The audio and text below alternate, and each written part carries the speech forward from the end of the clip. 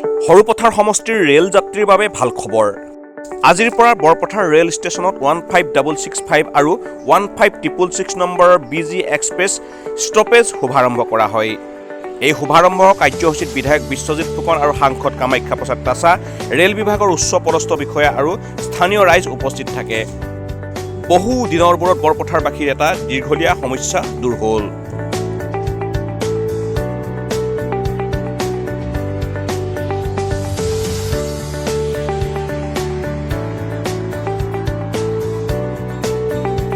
News desk report, খবৰ গোলাঘাট।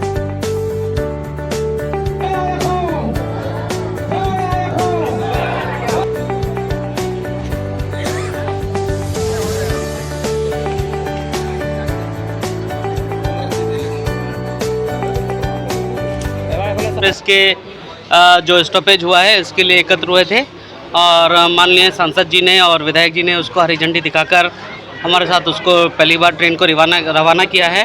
अब से ये ट्रेन हमेशा इस स्टेशन पे रुकेगी और आप ये मैसेज अधिक से अधिक लोगों को पहुंचाएं जिससे कि जनता को उसका लाभ मिल सके। और कहाँ रुकेगा ये ट्रेन? अभी तो इसका यही स्टॉपेज एक्स्ट्रा दिया गया है और भी दूसरा स्टॉपेज अभी स्टार्ट करेंगे तो बताया जाएगा। तो बैनर में देखा था लाभ नहीं होगा। नहीं, जो पहले से स्टॉपेज है वो तो है ही और उसके अलावा ये एक नया स्टॉपेज अभी शुरू किया गया है आज से। अब बरपतर स्टेशन रुक के जाएगी ट्रेन। सर, ये ओवरब्रिज का सुना था बरपतर में, उसका क्या काम? कौन सा ओवरब्रिज? जो रेलवे फ्लाईओवर का वो काम चल रहा है को फ्लाईओवर उसका मालूम नहीं है। और अमृत भारत चल रहा है। हाँ, एक काम अभी प्रोग्रेस में है और इसमें लगभग अभी जैसा मैंने यहाँ के इंजीनियर से बात किया है लगभग 4 महीने का समय लगेगा। विधायक जी ने बोला यहाँ में। हाँ, हम उसको बहुत जल्दी से जल्दी ख़त्म कराने की फिनिश कराने की कोशिश कर रहे हैं। कहाँ का कॉन्ट्रैक्टर कहाँ का टीम कहाँ का है? टीम तो लमडिंग का ही है, सब इंजीनियर्स लमडिंग का है और एजेंसी अलग अलग है। ये कॉन्ट्रैक्टर का अंदर में है या रेलवे अपने बना रहे हैं? कॉन्ट्रैक्टर के थ्रू बना रहे हैं, रेलवे ही बना रहे हैं।